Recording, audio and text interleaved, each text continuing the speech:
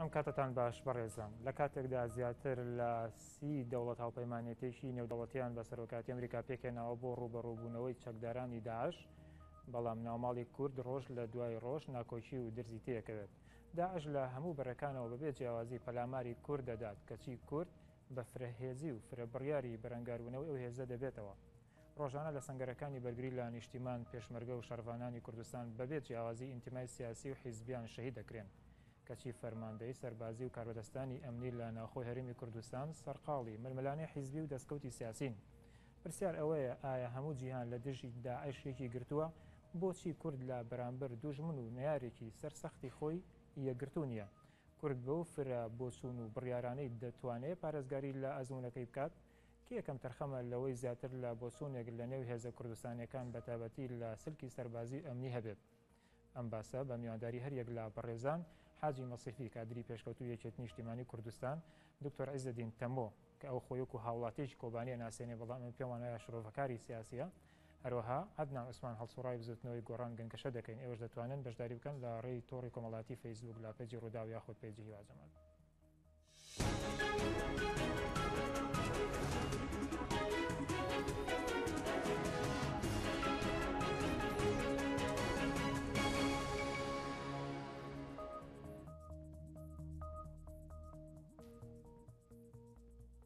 بەخێر بن.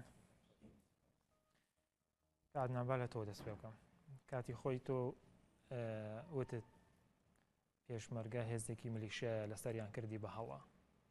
ئێستا لەم کاتە ناسکەیە لایەنەکان لەسەر ناردنی چەک و تەقەمەی بۆ کۆبانی ناکۆکن. یەکێتی ئەڵێ ئێمە نردومانەوەکو یەکێتی سەرۆکایەتی هەرێمەڵێ سەرۆکایەتی هەرێم و هێزی پێشمەرگە نردوێتی. بێگومان گۆڕانی ژەڵی هێزی پێشمەرگە لەبەرەوەی وەزارەتەکە بەدەستخۆیەوەیەتی.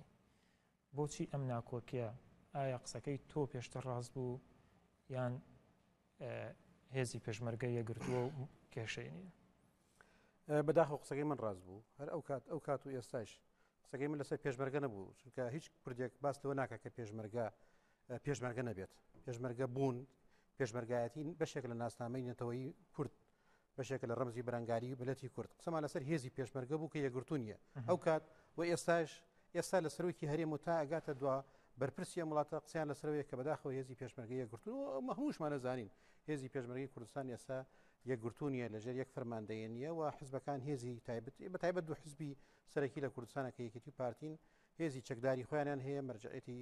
سەربازی خۆیان هەیە و ئەمەش بەشێکی گەورەیە لە کێشەکان. و ئێستا لە وەزیرەوە، لە سەرۆکی هەرێمەوە، لە سەرۆکی وەزیرانەوە، لە فەرماندە سەربازیەکان و لە فەرماندە بابڕێن سەربازی حزبیەکانەوە کە لە بەرەکانن خۆشبەختانە ئێستا وەزیری پێشمەرگەی پێشووتر هەموویان باس لەوەکەن کە دەبێ هێزی پێشمەرگە یەکخرێت، دەبێ هێزی پێشمەرگە لەژێر ڕکێفی حزب دەربکرێت، دەبێ هێزی پێشمەرگە بە نیشتیمانی بکرێت. کەم پێم وایە هێزی پێشمەرگە هەمیشە نیشتیمانی بووە. قسە لەسەر نیشتیمانیەکە مەبەست لەوەیە دەوڵەتی بکرێت، یعنی ببێتە هێزێکی دەوڵەتی بەبێ ئینتیمایەکی حزبیە، بەبێ ئینتیمایەکی ئایدۆلۆژی. ئەمە واقع حاڵی ئێستای هێزی پێشمەرگەیە. طبعاً ئەم واقع حاڵی شێشتا ئەوەی لە کەم نەکرد لە فیداکاری پێشمەرگە چ وەکو هێزەکەش، هێزە حزبەکەش، چ وەکو تاکی پێشمەرگەش کە ئەبینین ڕۆژانە گیان فیدایەکی زۆر گەورەکە بۆ پاراستنی ئەم نیشتیمانەوە بۆ ڕزگارکردنی ئەو بەشانەی کە بابڕێن لەژێر دەستی داعشە. ئێستا وەزیری پێشمەرگە لە بزوتنەوەی گۆڕانە. ئەم وەزیرە وەکۆڵێت تەنها وەزیرێتی وەرگرتووە یاخود وەزارەتی وەرگرتووە. چ نەقش و با بڵێن پلانێکی هەبووە تا ئێستا بۆ یەکگرتنەوەی ئەم هێزی پێشمەرگەی کە پێشتر بەسەر دوو حیزب دابەش؟ من ئاگاداریەوە نیم چ نەخشە و پلانێکی هەیە، ینی چ بۆ وەکو بزوتنەوەی گۆڕان دیارە معلومە چەند ساڵێک پێش ئێستا قسەیەکی زۆر، ینی با بڵێن قسەیەکی زۆر جدی لەسەر یەکخستنی هێزی پێشمەرگە کرد، لەسەر ئەوەیە کە دەبێت هێزێکی نیشتیمانیمان هەبێت لە پەرلەمانە، لە دەرەوەی پەرلەمانە، لە کاتی انتخاباتە قسەی ئەوەی لەسەرکرا و بەشداریکردنی با بڵێن بزوتنەوەی گۆڕانیش لە حکوومەتی هەرێمی کوردستانە لەم کابینەیە بەو نیازە و بۆ مەبەستەوە بوو. یەکێک لە داواکاریەکان، یەکێک لە ویستەکان یەخستنی هێزی پێشمەرگە بە نیشتیمانیکردن، ینی کە دیارە بە مؤسسەکردن و وەک باسم کرد بە دەوڵەتیکردنی هێزی پێشمەرگەیە و ئەوەی کە هەموو هێزەکان لەژێر دەسڵاتی وزارەتی پێشمەرگە و کەوکرێتەوە. ئەوەی کە من بیستومە دیارە ئەنی ڕسمینە، بەڵام هەوڵێکی جدی هەیە، ینی کەسی وەزیر جدانە هەوڵەدات بزوتنەوەی گۆڕان و لایەنەکانیش تا ئاسێکی زۆر تا ئەوەی کە تا ئێستا بیستراوە، لایەنەکانیش خۆشبەختانە تەعاملێکی ئیجابیان کردووە لەگەڵ ئەو واقعی تازەیە کە وزارەتی پێشمەرگە بەدەستی بزودنەوەی گۆڕانەکە پێشتر ئۆپۆزیسیۆن بەڵام ئەمە تا چەند کوردەواری ئەڵێ ئاو لە شوێن بێڵەکەی هاتووە پلانەکە چییە وردەکاریەکانی چێت تا چەند چۆتە پێشەوە بەشێکە لەو ناشەفافێتی کە ئێستا هەیەەوە بەشێکە لەوەی کە ئاگاداری هەندێک مەسائلین کەم پێم وایە مەفروض ئاگادار بین وزارەتی پێشمەرگە مەفروضە قسە بکوتە بێژی خودی وەزیری پێشمەرگە دەبێت قسە بکە لەسەر ئەو کێشانە پێم وانە ئەمە تەسیل لە ئەمنی قومیمان کە لەم کاتە سسمان کاتەوە لاوازمان کاتەوە بەرەی بەرەنگاربوونەوە لاوازکە نەخێر ئێستا زۆر گرنگە قسە لەسەر مەترسیەکان چکە مەترسیەکان ڕۆژانە ڕوبەڕوومانە بێتەوە ڕۆژانە ئێمە مەترسی دڵڕاوکیەوەمان هەیە کە هێزە کورتانەکان یەخە یەکتر بگرن پەنا بۆ چەک بن بەرامبەر بەیەک بۆیە مەفروض وایە وزارەتی پێشمەرگە وەزیری پێشمەرگە بابڕن ڕوونتر لەسەر موزوعانە بکەن. باشە گەڕێم وەلای بەڕێزت کاک حاجی مەسیفی بۆ هێزی پێشمەرگە با بڵێن یەکێتی و پارتی ئەم هێزانی خۆیان ناخەنێژێر دەستی وەزیرێکەوە کە لە هیچ کامیان نییە کە ئەگەر بڵێن بێلایەنە لە یەکێتی و پارتی بۆچی بەردەوام ئەوە تۆ خەکرێتەوە کە هێزی یەکێتی و پارتی هەیە بۆ من لە دوایین هەڵوێستا کە یەکێتی پێی وایە ئەمان چەک و تەقەمەنیان ناردۆ بۆ کۆبانی بەڵام سەرۆکاتی هەرم پێی وایە کە پێشمەرگە ناردوێتی یەکجار بەو تۆخینی کە بین وەزارەتی پێشمەرگە هێزی وەزارەتی پێشمەرگەی نییە خۆ دەزانێت پرۆسش پرۆسێکی ئەوەندە ئاسانیە کە من توابی لێ بکوێنەوە کە ئەو هەموو هێزێکی ئێستا هەیە بە کونفەیەکوونێک هەموو بخێتەوە سەر وەزارەتی پێشمەرگە من تەمامەن لەگەر کاک عەدنانم ئەو هێزەی منەک ئەمڕۆ دەبا زۆر لە مێژ پێش ئێستاش بکرابە بە هێزێکی نیشتیمانی تەنزیمی خۆی بکرابە موسساتی بۆمان دەرکەوت کە گەورەترین زەرمان کرد کە هێزەکان هێزێکی نیشتیمانی نین من لە ئازایەتی و قارەمانتی پێشمەرگە کەم ناکەمەوە پێشمەرگە هەر قارەمان وەستەنگەرەکانی خۆشی گرتیە بەڵام هێزی حزبی نەک مەبەست پارتیویشتی نەلایەنی تریش هێزی هێ و قووەتی هێ ئەوانە هەموو هێزەکان بە بەرنامەیەکی ڕێک بخرێتەوە بکرێت بە هێزێکی نیشتیمانی بەڵام حیزبی بوونە لە با بڵێن لە وورەی پێشمەرگەی کەم نەکردێتەوە دوێ شەو کۆمنتێک نووسرا بوو دەڵێ من ئەفسەرێکم لە جەلەولا شەڕەکەم پارتیم بەڵام لەبەر ئەوەی کا یەکێتی پێی وایە ئەمان دەستکەوتیان هەیە لە جەلەولا ئەوە من بەدڵ و بەژیان شەڕ ناکەم نەبووە هۆکارەوەی کە خەڵک سار بێتەوە پێشمەرگە سار بێتەوە من لەگەرەوە ئەفسەرە نیم چونکە ئەفسەری یەکێتی شێ لە ڕەبیعە و لە شنگار و زمار بەڵام کاتێک بۆ نمونە سەرکەوتنێک لە زومار پارتی بیکات دەستکەوتی خۆی دەکرێت نادووالێک بدرێتەوە من پێشم ناخۆشە یعنی ئێستاوە هەیە تو دەری ڕاستە زۆر ڕاستە هەیە سەرکەوتنی ڕەبیعە و شنگار بۆ پارتی حساب دەکرێتن جەلەولا و ئەولاش بۆ حسابیەکە ئەوە پارتی خۆیان نین تابعاً هەردووچیان کارێکی خراپە کارێکی باش نیە و لەگەریشی نیم بۆ مەسەلەی ئەو دەمەدەمەی چەک ناردن و یارمەتیدان من نازم ئەگەر بۆ مێژووی یەکێتی نیشتیمانی کوردستان بگەڕێنەوە یەکێتی ئەمڕۆنی هاوکاری ئەم حزب و ئەولایەن و ئەو جیهێتە دەکاتن من خۆ پێشمەرگە بووم لەو شەڕانە بەشدار بوومە کە لەگە حزبی دیموکراتی ئێران شەهیدمان داوە لەناو عەرزی ئێرانە ئێمە هاوکاریمان کردیان شتێکی نامۆنیە لەسەر ئەوە نییە قسە لەسەرەوەیە کە ئێستا حیزب دەڵێ من چەک و جبەخانەم هەیە و ناردوومە من جابدم بۆ گلەی لە حزب دەکەن من گوناحەکە هەمووی ئەخەمە سەرۆکاتی هەرێمەوە سەرۆکاتی هەرێم تا ئێستا چەندی ساڵە سەرۆکەریم بۆ ناهات ئەو حزبە تەنزیم کاتن بۆ یەکێت هەیە بۆ پارتی هەریەکە ڕێی خۆی هەیە تەنزیمی خۆی هەیە چەکداری خۆشی هەیە هێزی خۆشی هەیە هەریەکە بۆ خۆش سیاست دەکاتن خۆی گوناحەکە لە سەرۆکاتی هەرێمە وەکو پێویست نهاتۆتە پێش کە بتوانیتن ئەو هێزانە هەموو یەک خاتەوە بیخاتە چوارچێوەی وەزارەتێکەوە تەنزیمی بکاتن بە موسسەی بکاتن ئێستا گلێ دەکاتن خۆشی لە کاتێکە مەسری هێزەکەی خۆی هێزەکەی ئەو بەریکە سەر بە سەرۆکاتی هەرێمە ئەوانش لە کاتێکە خەڵکیان لە ڕۆژاوا هینەیە لە منتقەی دهۆک تەدریبیان داوە چەکیان پێداون حازریان کردوون ئامادەیان کردوون کە بیانێنەوە بۆ ئەو بەر ئەوە شێ یعنی من زین سیرکاکیوە خۆی ئەمڕۆ کە پێویستی یەک ڕێزی ماڵی کورد یەخستنی هێزی پێشمەرگە ئەو قسە زبرانی کە ئێستا کارێکی خراپە خزمەتی دۆزەکەش ناکە خزمەتی واقعی ئێستاش ئێمە تێکەوتون ناکە ئەو ڕواجبی هەموو کەسیشە نەک پارتی نەک یەکێتی نەگۆڕی بکرێت یعنی هەموو تاکێکی ئەو میلەتەش بەڕاستی هاوکاری پشتیوانی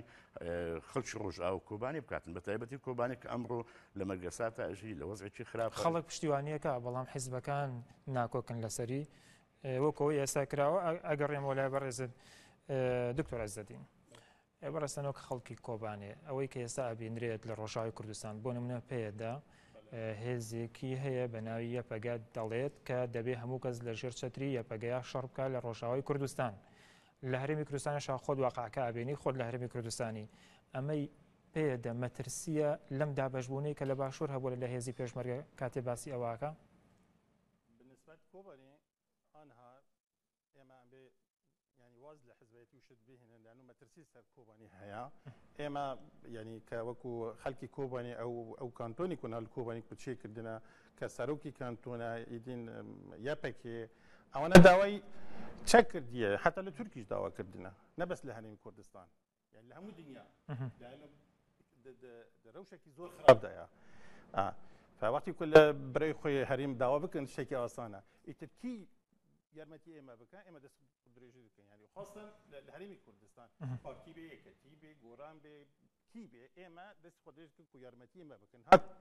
روش خرابه يعني نه دمی اما تیادجی نه کاتی نکوکی حزبیتی اشتوایا اما رسمي داوای چک دکه یعنی حتی زۆر باشە ببوورە پێم وابێت دەنگەکە تۆزێک تەواو نییە بۆ هاوڕێیان دەنگەکەی بۆ چاکەن بۆ ئەگەر مۆلای بەڕێزت تا دەنگ بۆ بەڕێزت باشەکەن کاک عەدنان کاک حاجی مەسفیڵێ دەبووە سەرۆکایەتی هەرێم ئەم هێزەی مەسەلەن یەک بخستایە و سەرۆکایەتی هەرێم نا وەزارەتی پێشمەرگە بڕوا دوایە لە توانای وەزارەتی پێشمەرگە هەیە کە ئەم هێزانە بتوانێت یەک بخات و بە موسساتی بکە ئەگەر ئیرادە هەبێ بڵێ یعنی ئەوەی کاک حاجی باسیەکە باسی بڵێ فترێکی زیێڕین ئێمە فترێکی زیێڕین گەورەمان لە دەستدا من هەمیشە حەزم بەوە نیە جارێتە بڕۆینە سەر ئەو ڕابردووە بەڵام پێم وایە لە 2005 لانی کەم لە 2005 بۆ 2009 لە 2009 بۆ 2013 لە 2013 بۆ ئێستاکە هەمووی فترێکی زیێڕین بووە یعنی حکمت چی بوو کە یەکیان نەخستەوە بۆ نمونە دو حزبی دەسڵاتدار ئەمەیان سەرۆکی حکومەت و سەرۆکایەتی پەرلەمان و هەموو هەرێم هەمووی خۆیان بوون حکمت چی بوو ینی هینەکە چی بوو بەس چی بوو کە هێزانیان یەک نەخسەوە بۆ یەکیان نەخسەوە بۆ کاریان لەسەر نەکرد ینی ئەوەجێت بۆچی ناکرێت ئێستا وەزیری پێشمەرگە نایکا بۆ گۆڕان نایکا ینی لە توانای گۆڕانە نییە خۆ ئەزمەکانی کوردستان ئەزمەکانی قوڵەزانی شوێنەکاکی وە پێم وایە ینی گۆڕانێکی بچووکیش لە عقلی سیاسی کوردی لە تەفەکوری سیاسی کوردیە لە تێگەیشتنی سیاستمەدارانی کورد بۆ قەزیەکان بۆ منافسەکان بۆ دژمنەکان بۆ ململانیەکانی ناوخۆیان بۆ ئیتفاقی استراتیژیان بۆ ئیتفاقی تەکتیکیان گۆڕانێکی زۆر گەورە ڕووی نەداوە عقلی سیاسی کورد نەک لە ئێستا ئەتوانم بڵێم دەیان ساڵیشە ئێمە بە هەمان نەمەت و بە هەمان شێواز و بە هەمان عقلێتی شێوازی دابەشکردن و ململانیکردنیکی توندی تا ئاسی یەکتر سڕینەوە ئەمە ئێستاش ڕنگدانەوەی کردو دیارە لەم سەر و بەندە وەکۆی کاک حاجی باسی کرد وزارەتی پێشمەرگە هێزی هەیە بەڵام بەداخە ئەو هێزی وزارەتی پێشمەرگەش بە هەمان شێوە بە هێزێکی حزبیە ینی بە 50 دروست کراوە لە فەرماندەیەکان ئەوان ینی بەداخەوە بەداخێکی تر بڵێم زۆر بە ئاسانی جاکرێتەوە لە چەند خولەکێکدا جاکرێتەوە بەڵام هەنگاوێکی باشترە ینی هەنگاوێکی باشە کە ئەو هێزیان دروست کردووە ئێستاش لەم سەر و بەندە تەبعاً ئێستاش ئەکرێت بۆ پێم وایە ئێستا بکرێ باشترە لە سبەی بکرێت لە ئێستا بکرێت زەرەکانی زیاترە لەوەی زەرەکانی کەمترە لەوەی کە لە سبەی بکرێت ینی بەڵام بۆ ناکرێت لە ڕاستیدا ئەمەیەکە کە لە پرسیارە قورسم پڕ لە مەعزەرەکان کە نازانم وەڵام مەسەلەن تۆمەتبار نییە بۆ من ئێوە 4 ساڵی ڕابردوو لە پەرلەمان نابوون لە 4 ساڵی ڕابردووە پەرلەمان چی کرد بۆی ئەو هێزانە لانی کەم ئەگەر هەمووشی بە تەواوەتی یەک نەخرێ نیوە زیاتر یەک بخرێتەوە پەرلەمانی کوردستان ئەگەر وەکو شاهدی بۆ بدەین یەکێک لە دەستکەوتە گرنگەکان و باڵێن لاپەڕە درەوشاوەکانی پەرلەمانی کوردستان ئەوەی کە نێو بڕیاری ژمارە 2 بوو لەو بڕیاری ژمارە 2 سەر تاپای ئەندام پەرلەمانەکان بە هەموو حزبولایەنەکان لەژێر گوشاری جەماوەر بوو لەسەر بنەمای خۆپیشاندانەکان بوو بەهاری عەرەبی هەرچی بێت هەروە کارێک بێ بەڵام لەوێ جۆرێک لە کۆدەنگیەک دروست بوو کۆدەنگیەکی تەواو دروست بوو لەسەرەوەی کە ئەم هێزێکی حزبیە پێویستەکە ئەم هێزە یەک خینەوە پێویستەکە ئەم هێزە بە نیشتیمانی بکەین بڕیارگەلێکی گرنگدرا لە پەرلەمانی کوردستانەوە ینی وەکو بڕیار کە من پێم وانە تەنها ئەرکی پەرلەمان بڕیار و یاساوی بەڵکو جێبەجێ متابعەکردنی جێبەجێ بەڵام ئەسڵەن پەرلەمان نەک هەر جێبەجێ خودی بڕیارەکەی دەرنەکرد ینی بڕیارەکە بەڕسمی نەخراوە زۆر بەشاوی خەڵکی کوردستانەوە زۆر گەڕەمە لای بەڕێز نازانم هاوکاران مەگەر دەنگی دکتۆر عەزەدینیان تا ئێستا دەنگەکە تەواو نییە بگورێت دیارە شانسە نییە بەس لە بەختی کوبانی شانسی زیاتر دێنێ ئەمانەیە زۆر تەقسە بکەیت کاک حاجی تەواو بوو باشەڵێن دەنگەکە و تەواوە ئێستا بەختی هاتەوە پرسیارەکەی من لەوە بوو کە ئایا پێدا ناوێت ئەو دابەشبوونەی لە باشوور هەبوو لە نێوان هێزی پێشمەرگە بەسەر دوو حیزبیەتی و پارتیە لەوێش دابەشبوون هەبێ بۆیە دەڵێ بێ هەر چەکدارێک بێتە ڕۆژاوی کوردستان لەژێر چەتری یەپەگەیا بێ یەپەگە و یەپەژە ئەو پرسیارە لە پایدێت تێپرسکردن لە تێپرسکردن ینی ئەو کەسێکی نزیک و شارەزا لە پێدا نێزیک و شارەزا من خەڵکی کۆبانیمە ئەبینم کو ئەوانە شەر دەکەنە لە کۆبانیە و ملت لەگەلە ئێستا ئیکۆ شەر دەکەن ینی لە بن ناوی یەپەکە شار دەکەن ئەو قیادەیەکەن ینی و خەڵکی لەگەلە بس بالنسبة هذا تر بتشي بن ناوي بهذا إيش بك أو يبقى إنه شربك أو لدهوك نسونا دانشتنا يعني قفتو جود كان لسر أو كيشة لواني سبين دوس بين هذا كريكن يعني أو واردة يعني تصورك أو أنا رأيك كون لسر أو دواي يبقى ريكون زين بوش ريكون ده عسكري ده اشتك هي يعني أبي كل نوع شربك بلكي جناب باش دزاني پێشمەرگەی کوم بووی ئەوی کول نەو شەربێ و شەربێکی قوتێکی تر بێ ئەو قوت ئیسناد بێ لە دواوە بێ یارمەتیەکە دەبێ هێزێکی بە قوت ینی پشتە بۆ ئەوانەی و ئێستا شەر دەکەن ینی ئەس باوەڕ ناکەم ئەوانەی و بچن دە شەرکەون ناکەم لە شەر بۆ نماوەی کە پارتیەڵێ هێزێکی 3000 چەک کەسیان لێرە ڕاهێناوە و مەشقیان پێکردو ئەمانە ناتوانن شەڕ بکەن ناتوانن شەڕ بکەن یعنی ئەو منطقی و ئێستا تێ شەڕ دەکەن شەڕی کۆ تێکردن د کۆبانی شەڕی کۆلانە ئەوانە جیخۆی گرتنە یعنی چ گەڕێک و ماڵ و هەموو کونکردن و تیا دژین ئەوی کو ئێستا بچێ ئەوانە پێش دەکەون داعش دوور دەخن ئەوانەش بە قوتی ئیسلام بێ لەگەل بێ بە ئەم شێوەیە بێ ئەمە بێ وەڵڵاهی ئەو پێشمەرگی و لێرە پەروەردەکری بچێت لە ناو هێزی یەپەکە بەیەکەوە چەک بکردن و بچنە سەنگەر و شەر بکەن تۆزی زەحمەتەوە ئەوە زەحمەتە ڕاستیانێ ئەمڕۆ ساڵح موسلیم و ئاڵبەر خەلیل هەردووکیان دەڵێن دەبێ هەر هێزێ بچێتە ڕۆژاوی کوردستان لە ژێر ناوی یەپەگەیە شەڕ بکات ئەمە ڕێگری نابێ بۆی کە هێزی پشتیوانی بڕوات نا ڕێگر دیە بۆ نمونە لە کاتێکا لە چیای شنگال لە چیای شنگال شەڕڤانان و گەریلەکانی پۆکەکە لە ژێر چەتری یەک لە ژێر ناوی خۆیانە شەڕیان کردووە ئێستاش لە ژێر ناوی خۆیانە نەهاتنە ژێر ناوی پێشمەرگەوە بۆ نمونە شنگال جیاوازە نەوەکو کۆبانیە کۆبانی شەرکەتی شەڕی کۆلانە ئەوە لە شنگال مەساحەتی فراوانە جەبهاتە هەنی یەک لەو منطقی ئەو لەو منطقی ترە هەر کەس لە منطقی خۆ داعشەکە دەری دەکێ لە کۆبانی شەڕی کو ببێ شەڕی کۆلانە بس آنها دست پی بکن چک گیشته دستی آنها و حزب قوت بی آنها داعش داره لیده و در بکن ابی قوتی که اسناد هبی باور نکم او حزبی کو بچیزی است یعنی اگر ریکاون و وزارتی پیشمرگه و به موافقتی پارلمان و سروک حریم اگر او حزب بچی بو کوبانی او حزب کی اسناد بی و رمزی بی نه شرعیته کی بده شرعيتك بدي دولتي وكو امريكا او دولتي هانكو استا بشجري لحريمي كردستان كل دجي داعش يعني هو بيماني دولتي او تحالف باشتر وايا هزي بيشمرگه بچيتا كوباني ك بونمونه باشري كردستان ك شارزای منطقه کني ياخد او هزاني كليره مشقيان بيكراو خلقي روجاوي كردستان كاميام چه باشتره او برياري قيادي سياسيه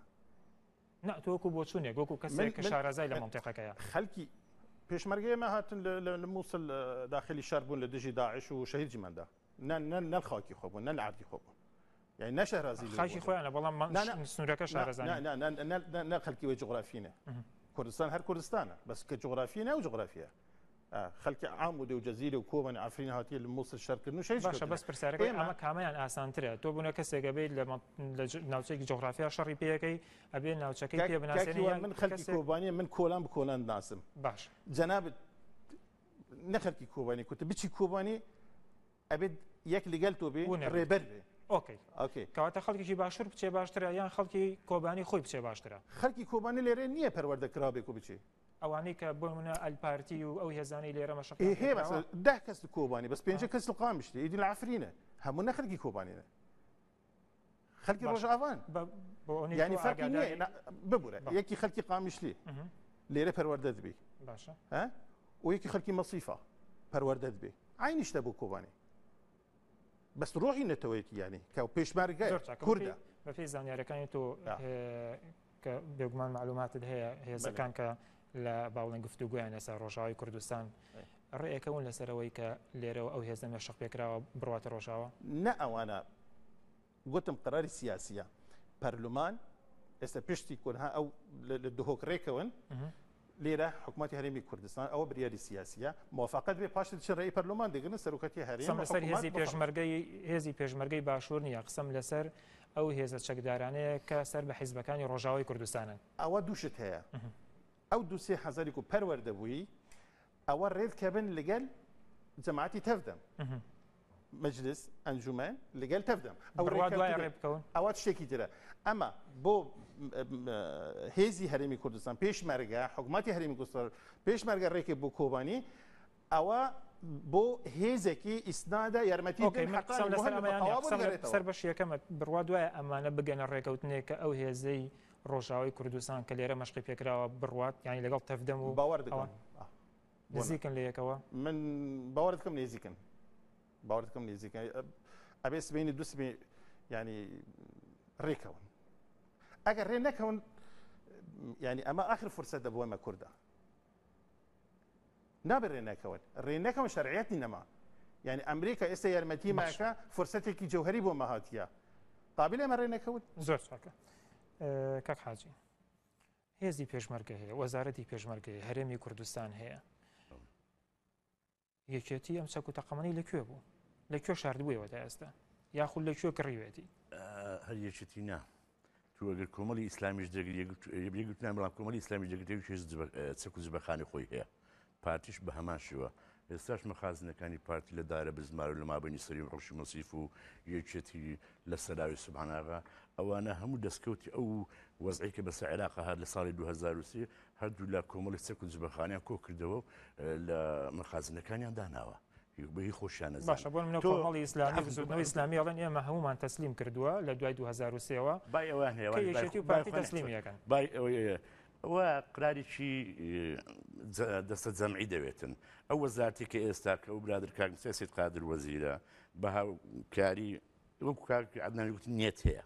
نێت هەیە کە پارتی و یەکێتی ئەو دوو یەکەی هەفتا هەشتا کە لە دەستیان ماوە تەسلیمی وەزارەتی پێشمەرگەی بکەن کە تو هێزەکان تەسلیم کرد دەبی چەک و جبەخانەکەشی هەمووی تەسلیم بکەیت چەک و جبەخانەکەشی هەمووی تەسلیم بکەیت بۆی وەزارەتی پێشمەرگە بەڕاستی بتە وەزارەتی حکوومەتی هەرێم و پێشمەرگەش ببێتە پێشمەرگەی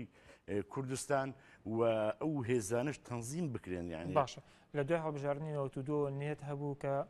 هەرێمێکی یەگرتوو هەبێ بەڵام دوای شەڕی ناوخۆی لێ دروست بوو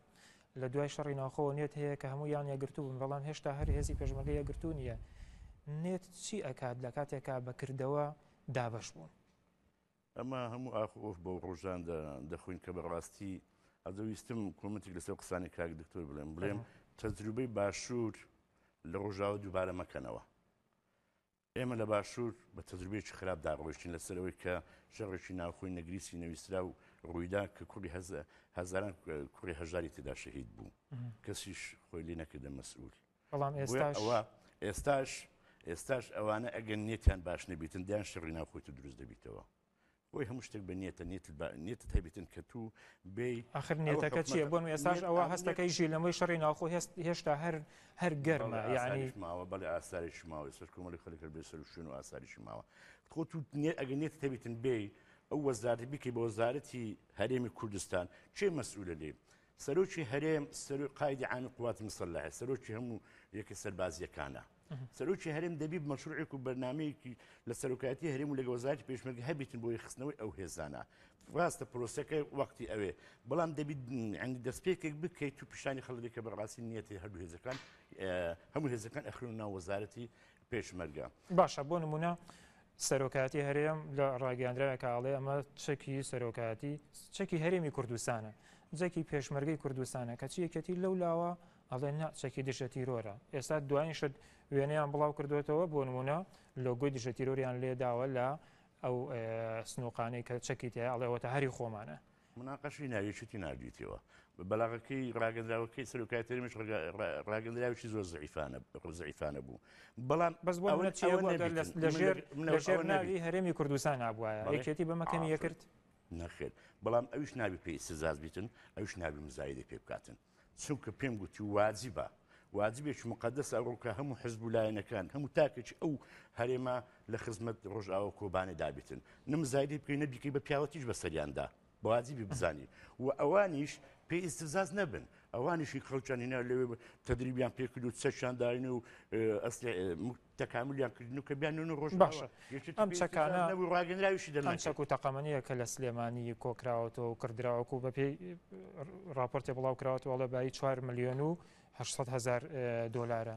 بۆ لە هەولێرەوە ڕۆیشتن سلێمانی فڕۆکەخانەی نییە ئەیەکێتیە گەل ئەمریکایەکان ڕێکەوتوە بۆچی لەوێ تەکبیرێکە لەگە ئەمریکیەکان وابوو ئەوان فڕۆکەخانەی هەولێریان پێ باشتر بوو بۆ بارکردنی ئەوە تەکبیر ئەمریکیەکان بوو ڕێی ئەمریکیەکان بوو باشە ناوبڕێ گوێرەگرین بەڵام بەرداوام بین کاگەتنان ئێوە لە پەرلەمان بوون پەرلەمان دەتوانێت چی بک بۆ ئەوەی کە ئەم هێزانە بە یەگرتوو بک با بڵێن یاخود کار بک لەسەر یەگرتنیان بە پێی ئەزمموی خۆتان بەڵام لە دوای ناوبڕێکە بڵێ بەڕێزان بەرداوامە بین بەڵام لە دوای ناوبڕێکە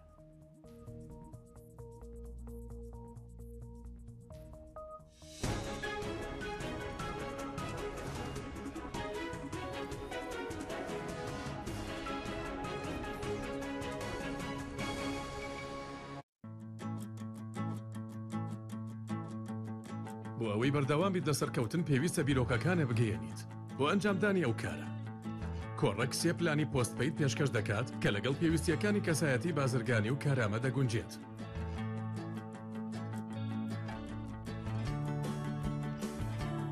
لەگەڵ ئۆفەری پۆستپەید لەلایەن کۆڕەکەوە هەرگیز لە پەیوەندیدا نابڕیت تەنها ئەگەر خۆت بتەوێت من دەبێ بڕۆم کۆبنەوەیەکی گرنگم هەیە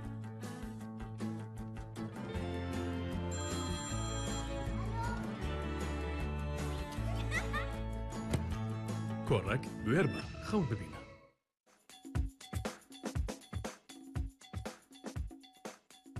بۆ ریکلامکردنê lê tura medyaya Rûdawê peywendiyê bikin bi kompanya Sîdar Agency bi van hejmarên telefonan 0750 833 22 0750 833 44 0707 252 11 11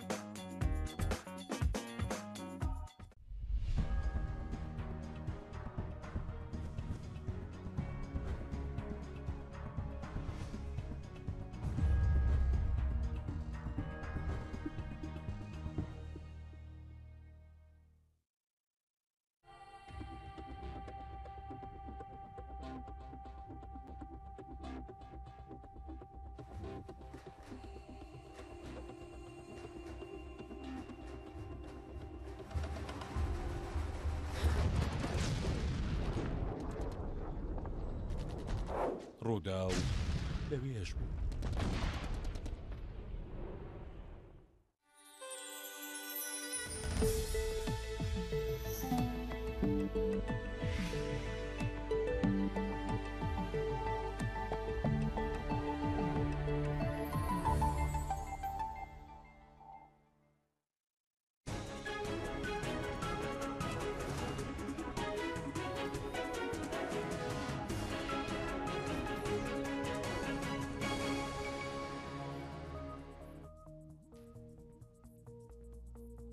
بەڕستڵاوە بەڕێزان هاوڕێ کۆمنتێکی نردووە دێڕە شارێکی حاجی قادرەڵێت تکایە بۆیان بخوێنەرەوە بە کورد بزانێت دەڵێت تا ڕێک نەکەون قەبیلی ئەکرات هەروە دەبنە خراپ ئابات کاک ئەدنان ئێوە وتم ئەزمموی پێشوتان پەرلەمان چه هەنگایەک بنێ بۆ ئەوەی کە هێزی پێشمەرگە یەکگرتوو بێ بە موئەسەساتی بکرێ من بۆ خۆم زۆر بە ئومێد نیم پەرلەمانی ئێستانی بەم ترکیبەی ئێستا کەڵێم ترکیبەی ئێستا بەسم لە ئەندامەکانی نییە ئەوەندەی لە موقعی پەرلەمانە لەنێو بڕیاری سیاسی لە هەرێمەکە توانا و قدرەتی ئەوەی هەبێت بڕیارێکی وا گەورە دەربکات کە تا ئێستاکە حیزبەکان و سەرکردایەتەکان نەیانتوانی بێت چونکە خۆ دەزانی و هەمومان دەزانین کە پەرلەمان تا ئێستاکە سەدای بڕیارەکان یا سەدای بڕیارە سیاسیەکانە کە لە دەروی پەرلەمان کە مەفروضای ناو پەرلەمان بێت ئەمە لە چیاتە بۆ من ئێستا ئەمڕۆ دەوترێت سبینێ بڕیار وایە سبینێ مۆزوعی ناردنی پێشمەرگە بۆ کۆبانی بخرێتە پەرلەمانەوە کەچی لە ئێستاە هەر ئەم شەو سەرۆکی فراکسیۆنی پارتی دەیوت بەڵێ پەرلەمان بڕیارەیە بەیانی پێشمەرگە بڕوات ینی هەر کاتێ سیاسەکان بڕیاریان نەکەواتە پەرلەمانیش ئەوش کێشەیە چونکە پەرلەمان بڕیار نادا ئەوە سەرۆکی هەریەم لەگەڵ پەرلەمانە یعنی ئەمە با بڵێن سەلاحەتێکی دوولایەنەیە سەلاحەتی سەرۆکی هەریەمە سەرۆکی هەریەم بۆی هەیە بە گوێرەی یاسای سەرۆکایەتی هەریەم هێز ڕەوانەی دەرەوەی هەریەم بکە بەڵام بە ڕەزامەندی پەرلەمان نەک پەرلەمان بڕیار بدات بێ سەرۆکی هەریەم بڕیار بدات و پەرلەمان ڕەزامەندی لەسەر جا بێنە سەر ئەسڵی مۆزوعەکە کە ئەوەیش مەسەلەی پەرلەمانە پەرلەمان ئەوەی کە پێویست بووە کردوێتی وەکو باسم کە بڕیاری ژمارە دوم باس کرد یاسای وزارەتی پێشمەرگەمان هەیە زۆر پرۆژە و یاسای بڕێت لەم خولێشە بە هەمان شێوە بڕیار و ئەوانە دراوە لەسەر مەسەلەی پێشمەرگە و یەکردنی پێشمەرگە و قسە لەسەروانە کراوە بەڵام جارە پەرلەمان قودرەتی جێبەجێکردنی بڕیارەکانی خۆی نییە ئەوەی کە لە کێشە مزمنەکانی پەرلەمانە تا ئێستا هیوادارین وردەوردە چاک بێت ینی واقعی ئێستاکەوە کە وەکوی برادرێ وتی خۆشبەختانە ئۆپۆزیسیۆن نەماوە ئێستا هەموو بران ئێستا مەفروض وایە بڕیارەکان باشتر بڕۆن ڕێگرێک نەبێت لە جێبەجێکردنی بڕیارەکان ئەمە یەکێ لە مۆزوڵات ئاساسیەکانە وەکو باشڕای تەوافقش ئێستا بڕیاری ژمارە دوو نەگەڕاوەتەوە پەرلەمان نەک نەگەڕاوەتە پەرلەمان هەر ئەسڵن بڵاو نەکرایەوە نەک جێبەجێکردن یعنی ئەسڵن ئێمە هەروتمان جارە بڵاو بکرێتەوە ینی وەکو بڕیارێکی ڕسمی لێ بێ بۆ ئەرشیفی حکوومەتی هەرێمی کوردستانەوە لە وەقایع بڵاو بکرێتەوە دوایەتریش مەفروض وایە جێبەجێ بکرایە مەفروضەکانی لەسەر کرا لەبەرەوەی بڕیاری زیاد لە 90% ئەندامانی پەرلەمانی کوردستان بوون کە یەکەم جارە بەو شێوەیە لەسەر هەنی مەسائلی مەسیری لەسەر جونگە ئەساسیەکانی دەوڵەت و دەوڵەتدارێتی لە کوردستانە قرارێکی لەو چەشنە بدرێت لەوانەیە تەطەڕوفی تێدا بوو بێت لە ژێر تەئسیری ئەو هینانە من ناڵێم ئەوە بەڵام دەکرا ئەو کاری لەسەر بکرێت ینی بنەمایەکی باش بوو ئەساسێکی زۆر باش بوو کە هەمومان کارمان لەسەر ینی زۆر خاڵە ئەساسیەکانی دەوڵەتدارێتی بوو بە موسسەکردنی وڵاتەکە بوو کە کاری لەسەر بڕوا دوایەکەتی و پارتی بتوانن دەستبەرداری چەک و جبەخانەکانیان بن بڕوام نییە بۆ نمونە حیزبە ئیسلامەکانی وەکو کۆمەڵ و بزوتنەوە لەمان نیشتمان پەروەرترن کە دەستبەرداری چەک و جبەخان و من کێشەم لەسەر نیشتمان پەروەرەتی نییە هەموو حیزبەکانی کوردستان بە نیشتمان پەروەرت ئەزانم ئەوانی لە پەرلەمانەوانی لە دەرەوەی پەرلەمانن یەکێتی پارتی هەموو کەسەرکردەکان نیشتمان پەروەرن بەدڵنیاییەوە بە نیەتی نیشتمان پەروەری لەوانەیە بکەن بەڵام منافەسەیەکی پارتی منافەسەیەکی کۆنە منافسەیەکە ڕێگەیەک ڕوو بۆ شەستەکان تا ئێستاکە پردێک دروست نکراوە لە بینی لە نێوانی ئەم دوو حزب بە پردێکی ڕاستەقینە تا ئێستا بە ئەو خیتابە دیماگۆجیانە لە کۆبوونەوەکانە و بزە و پێکەنینەکانیان و تەسریحەکانی دوای کۆبوونەوەکانە کە هیچ کێشەیەک نییە و هەموو شتێکیان چارەسەر کردو و تەبایەتی هەیە و برایەتی هەیە و نەخشەیان دانا و برنامەدانەوە دوای چەند ساعاتێکیشە بینین کە جارێکی تر ئەو گەڕانەوە بۆ ئەو هەندێک جار مهاترات هەندێک جار جیاکردن هەندێک جار چاوسورکردنەوە لە یەکتر یعنی ئەمە واقعەکە ساڵانێکی دوور و درێژە کە هێشتا زمینەیەکی لەبار نیەتێکی ڕاستەقینە بۆ چارەسەرکردنی ئەو کێشانە دروستە بۆ لە کوردستان ئەگەر ئەمە بەڕێزت ئەزانم ملاحەزەتەیە بەس دوای دکتۆر عیزەدین دکتۆر لە ناوبڕەکەی شتێکە دووەکو با بڵێن تەمەنیاتێکی خۆش بووتە شەڕی ناوخۆ ناکەوێتە ڕۆژاوای کوردستانەوە من بە قەنعاتی خۆم یانی ئەگەر تەماشابیکی ئێمە لە ڕۆژاوە هێزێکی بە قووەت هەیە خۆی گرتی لێ وەکو یەپێکەیە چەند ساڵێک و ئیش کردی کار کردیە لێرەژی هێزێک هەیە ئەوی یعنی ئایدی ئەنجومەنە ئەوە دوسێ حەزە لێرە پەروەردە بووە برای من ئەگەر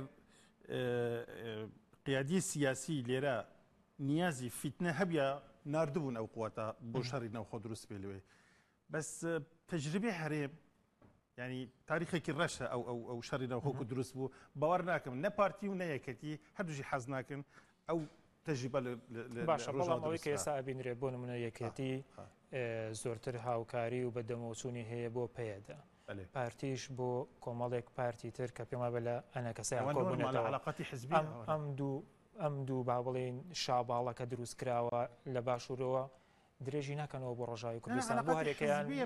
پشتگیری کۆمەڵێک لە حیزبەکانەکە لە ڕۆژاوە ئەمە نابێتە بچوونی نێزیکترینەوە بەس بۆ ینی بچێ ناو مەجای کو بێشەر لەو خۆ دروست بێ و فیتنە بێ نا بیرو بۆ چوونی ینی باش ئێستا مەترسی لەسەر کۆبانی ماوە من وەکو خەڵکی کۆبانی و تاریخ و دیرۆکی کۆبانی دەزانم کۆبانی قەت ناکەوێت زۆر کەس ینی گەرنتی کرد لەسەر کۆبانی بیکە و فلان کۆبانی ناکەوێت من باوەریم بە ئەو ملەتە هەیە ینی زۆر کەس کێ بوون کورد بوونەوەی گرن نا ینی کە تاریخی عشیری بەرازە دیارە لغير أحزاب بس كأو ملتا يعني تايبت مندي خلقي كوباني هيا كوباني خوي تسليم ناكزو لهر شو نكوي خلقي كوباني ديارة تايبت مندي خوي هيا و ئەو کەسێک لێ شەر دەکەن ئێستا ڕاستە یەپێکی لێ خەلکی کۆبانی چەک هەرگرتی هەرکەس دیفاع بەرگری بێگومان ڕۆژانە بەڕێزت پەیوەندیەکەی زانیارێتی ئێستا چەندی کۆبانی بەدەستی یەپەگەوەیە ولا گۆر معلومات یعنی لە کۆبانی لای ڕۆژهلات لەوێ وەکو کەر و فەر هەیە ینی لای تل ئەبێدا داخل دەبێن و تۆزێ یارمەتی لەسەر سنوور هەیە لێ بێوەڵە کۆبانی داگیرکراوە کاملی ئەو شتە نییە بەڕێژە بۆن لە چەند لە سەتی بەدەستی یەپەگەوەیە چەندی مەسەرەن چەند گوندی داعش داگیری کردووە زانی شوێنێ سیاسەتی کولوێ دروست بووی تەجربی شنگال و داعش هات و تاڵا بۆ وێرانی بوو دروست بوو نابوسی خەلک و ئەوانە ئێمە کۆبانی و داعش کۆ چ سیاسەتە چ تەوەجوهە کێ تەوەجوه کردی ئەوی داعش توجهي هەرێم دەکێت توجهي کۆبانیە دیکە ئەم نازان کیە طبعا ئەوە مۆضوعێکی ترە بەس بەریکردن بۆ کۆبانی نەوەکو جاران بوو لەبەر هێزی داعش چ سیلەحی بقوەتی گەورە هەبوو ئێ حەدیث لەگەڵ خۆی برد ئەو سیلەحانە هێشت زوو دات نێزیکی کۆبانی بە ئەو خەلکە بۆ لێقەومەی لە دروست بووی لە شنگال لەسەر ئەوان دروست نەبێ هەموو ئەو خەڵکی مەدەنی ڕاکردن و ئەو قوواتی کولوێ بوو گەڕانە خۆی خستن ناو کۆبانێ لە داوی کۆبانی نەکەوێ باشە بگنە شەڕی کۆڵان پێشتر وتیان 180 گوند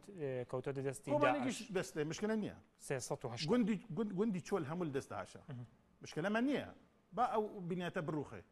بەس کەرامەتی کۆبانی نشکێ و نشکست و هەموو دنیاژ اعتراف کرد و کۆبانی ئەو بەرخۆدانی کودیکە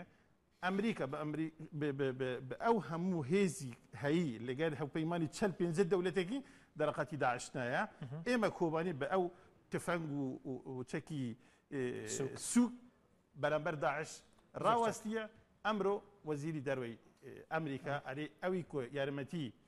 هێزی کوردی نەکە بێخلاقە زۆر چاکە یعنی ئەوە ببوورە تاریخی کوردان دروست نەبووە و ئەو ژنە بچێت سینگی خۆی خۆ بتەقینە بدبابەی داعشتا داعش شێت بووە لە دەنگی زەڵغەت و لێلی کەچی کورد ئەوکە بەڵێ ولا حەزێکی هەوو لەسەر قسەکانی کاک عەدنان پێش کاک عەدنان هەیە یەک دەبی فەرق کاتن کاک عەدنان پێکاتی ئەمڕۆ پەرلەمان لەگە پێکاتی دەورەی خۆی پێکاتی ئەمڕۆ پەرلەمان هەموو پێکەوە بەشدارن لە حکوومەتی هەرێمی کوردستانە من پێشم وایە هەمیان بەو نیەتە هاتون کە بەڕاستی بۆ خزمەتکردنی جەماوەری کوردستان و بۆ دانانی ئەو یاسا و ڕێسانێک کە بەڕاستی لە خزمەت کۆمەڵانی خەڵکی پێشتر بە نیەتی خزمەت پێشتر سیاسەتی زۆر تیا دەکرا مەسەلا معارزە هەندە جار کەشتی باشی دەگوترە برادران دانگوت معارزە بەس بۆ کۆکردنەوەی خەڵکو بۆ دەنجی خەڵکەوانە ئێستا زۆر جارێکێتی بۆ تۆمەتبارەکە هەڵدان بەس بۆی بڵێن دەنگیان دێت شتێک بڵاوەکەی لەگەر هەموو شتە باشەکانی میلەتە بەقەت لە ڕێڕۆی میلەتە لای نەداوە و هەموو کار سەرقافلە بۆ ئەوان پێشت لە ڕێڕۆی میلەت دایانەدا بناقەت هەموو سەرقافلە بۆ نەکرد بۆ هەرێمەکەی خۆی بۆ شوێنی تریش یشت وا بوو دەورەی پێشووی پەرلەمان گۆڕان لە ڕێڕەوی میلەت لایەنە لای نەدا بەڵام بۆ کۆکنەوەی دەنگ و بۆ وەزعی سیاسی خۆی وا سیاست دەکرد بەڵام ئەمڕۆ پەرلەمان فەرقە من مەبەستم فەرقی پەرلەمانی ئەمڕۆ لەگەر دوێنێ فەرقەکە چیە ساڵن لەبەرەوەی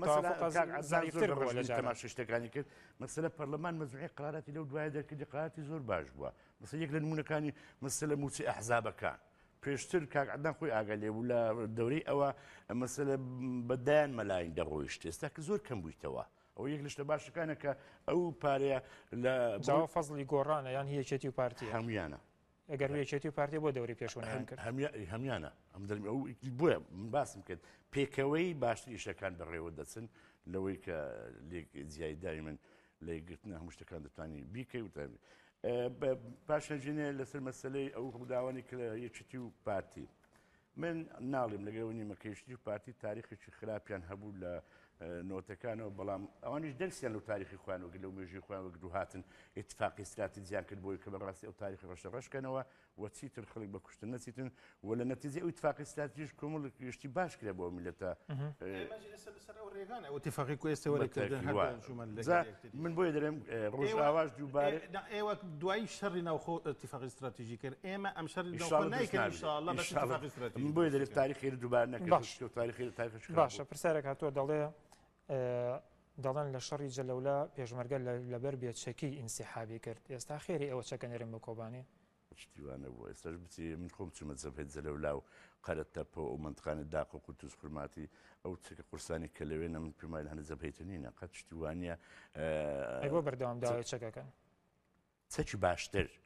چەکی باشتر مەسەلە ئێستا ئەڵمانیا مەزمعێک زابتی بردن ئەڵمانیا تەدریبی لەسەر چەکە باشانە پێکردێ کە دژی دەرعەکانن هەمەر و دەبابەوانە ئەمڕۆ ئەوانە پێویستن بێن لە جەبەکان داوای چەکی باشتریان کردیا ئەگەنە چەکیان هەیە دۆشکیان هەیە تۆپیان هەیە هاوەنیان هەیە ڕادیمەی 12 هەیە هەموو جۆرچەکێکی لێ جەبەکان بۆچی جەلەولا ناگیرێتەوە ئەو لە عسکەریەکان پرسم سەرپەرشتی جەبهەی ئەوێ نیم من پێشم وایە سەرکەوتنی باشن لەو میحورەش بەدەستێناوە تقریبا نارم تماما بەڵام 1970 دەوری جەلەولا ئەو شوێنانە هەموو گیراوە داعش و پێویست مسەرتر نیە بەسەر و ناوچەیەدا هەموو بەرزایەکان ناوجەلەولا هەندێک اعتیباراتی خۆی هێویش ئەگیرێت چه اعتباراتك؟ اعتبارات خۆی تو ڕێکەوتنێکی نێودەوڵەتی هەیە ئەگەر شەڕش بکەیت شەڕ بۆ ئەوی سەرکەوتن بەدەستبین شەڕ بۆ ئەوەی نییە کە تو زیاتر خەسارەت بی بەتاکید دیارە ئەوان عسر کراون ئەتوانێت لە هەنگاویشترا بڵێ زۆر باشکە عەدنان قەڵەمەکە ئاوالەکەی دیارە ملاحەزەوە هەیە لەسەری قەلەقی قسەکان دەرێ بە تەقیمی پەرلەمان نەبوو بە شێوە قسە لەسەر هەڵسانگاندنی پەرلەمان و ئەدای پەرلەمان نەکرێت و من باسم کرد باسم لە تەرکیبەکە نیە باسم لە موقعی پەرلەمانە لە بڕیاری سیاسیە کە من هێشتا پێم وایە پەرلەمان لە موقعی بڕیاری سیاسی کوردستانە ناڵێم غایبە بەڵام لاوازە ئەمە علاقی بە لاوازی سیستەمی سیاسی کوردستانەوەی علاقی بە تەرکیبەی پەرلەمان و یا سەرۆکایەتی پەرلەمان و ئەندامەکان و یەکێتی و پارتی و گۆڕان و ئانەوە نییە هێشتا موقعی پەرلەمان لەو موقع گرنگە حساسە نییە ئەمە قسە ئەساسیکە مۆزوعی یەکێتی و پارتی مۆزوع لەسەر ئەوە ببوورە پەرلەمان 6 مانگی دانا کە هێزی پێشمەرگە یەک بگرێتەوە 3 مانگی ڕۆشتووە هەنگاوەکان نادێت ئەو لاوازەیە کە تۆ باسیەکەی هیچی پێ ناکرێت هیچی پێ ناکرێت هیچ ناگرێتەوە بۆ قانونی ئەحزابەکانیش و دامی ئەحزابەکانەوە پەرلەمان چەند ساڵێکە مەسەن یەکێ لە کێشەکانی پەرلەمان وەزیفەی تەنها بڕیاردەرکردنی یاسا دەرکردنیە جێبەجێکردنیشیە بێ متابعی جێبەجێکردنەکەی بکات خەلەکە لە چێ لە جێبەجێ ناکرێت وە سوڵتەی تەنفیزی کە جێبەجێ نەکرد دەبێت ڕاپێکی پەرلەمان بکرێت و متمانی لێ بکرێت ئەمە بەشێکە لە سیستەمی پەرلەمانی ئەوەی کە علاقی بە مۆزوعی یەکێتی و پارتیە طبعا هەمومان دڵمان لەسەر دەستمان لەسەر دڵمانە بۆەوەی کە هیچ کێشەیەک ڕوو نەداتەوە تەمەنای ئەوەکەین بچووکترین تەشەنج دەبێت ئێستا پێم وایە ئەوانەی کە یەکێتی و پارتی نین زۆرتر قەلەقی ئەم وەزع و نیگەرانی ئەم وەزع حساسی کە ئین چونکە زۆر جار لە ئەلامەکانە ئەبینین وازای لە خەڵکی فەقیر و هەژارێک مەسئول و کوڕی مەسئولەکان لە پێشەمە کەسەکە ئەعلام زۆر قەبەیەکی زۆر گەورە شتێکی وانێ تەشەنجەکەش بەو شێوەیە نییە